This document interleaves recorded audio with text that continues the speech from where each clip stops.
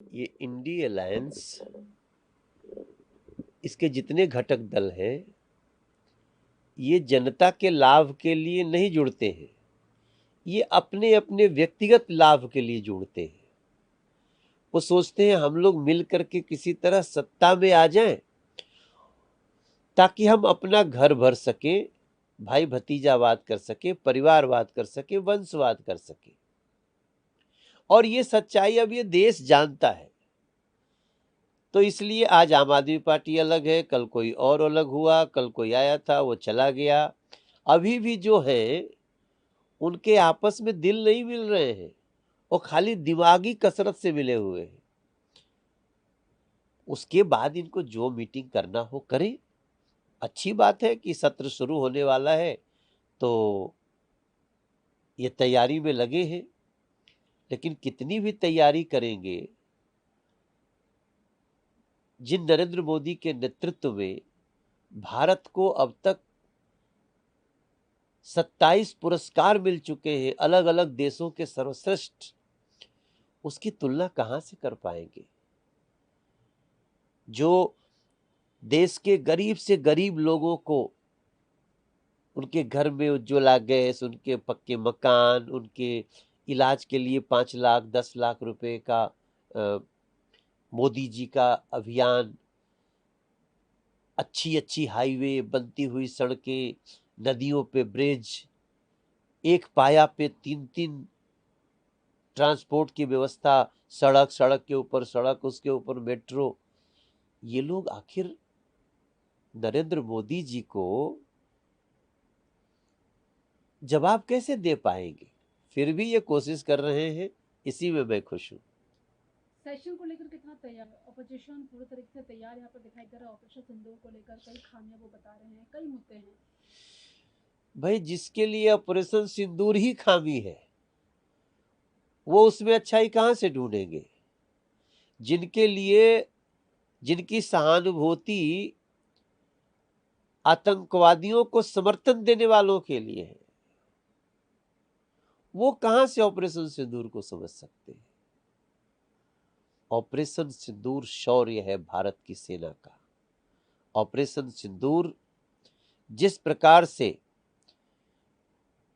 पाकिस्तान के अंदर घुस के आतंकवादियों को सजा दी गई, उसका एक ऐतिहासिक एग्जाम्पल है।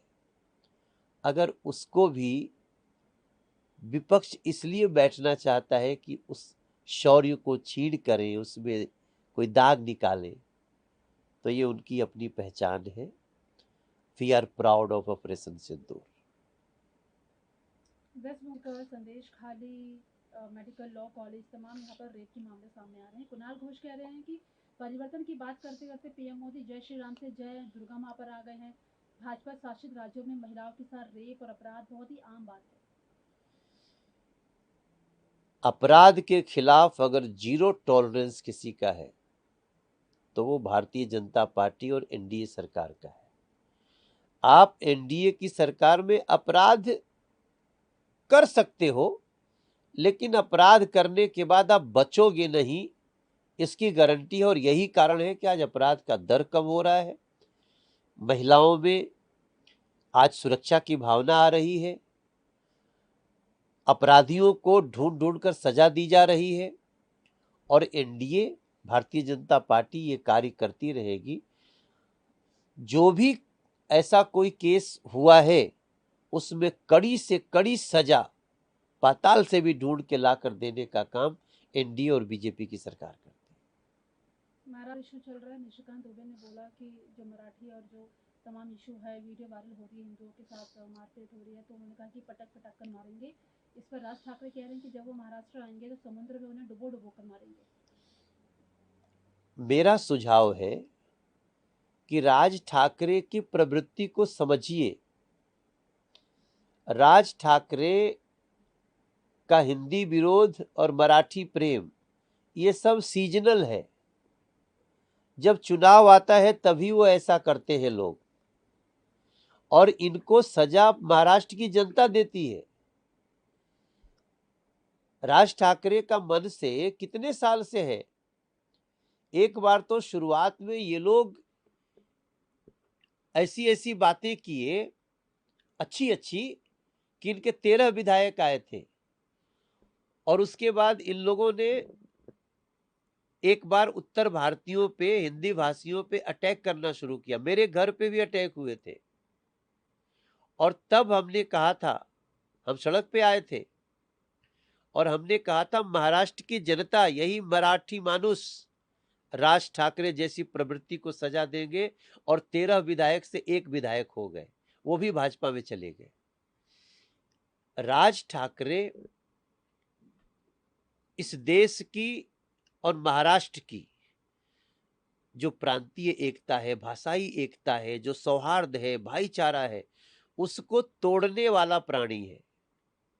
इसलिए राज ठाकरे को जिसको जो कहना है कहे, लेकिन हमेशा याद रखें कि ये व्यक्ति जो अब राजनीति के कूड़ेदान में जा चुका है, उसको वापस जिंदा करने का प्रयास किसी भी टिप्पणी से न हो, ऐसा मैं प्रार्थना करता हूं। इनको महाराष्ट्र की जनता कहीं नहीं टिकाती है, कहीं नहीं बिठाती है, और जो राज ठाकरे के साथ जाएगा वो भी समाप्त हो जाएगा महाराष्ट्र में, क्योंकि महाराष्ट्र, महाराष्ट्रियन, मराठी भाषा, इसकी अस्मिता, इसका जो पालन करती है भारतीय जनता पार्टी, उसके आगे कोई भी मराठी संस्कृति का वैसा आदर नहीं कर सकता।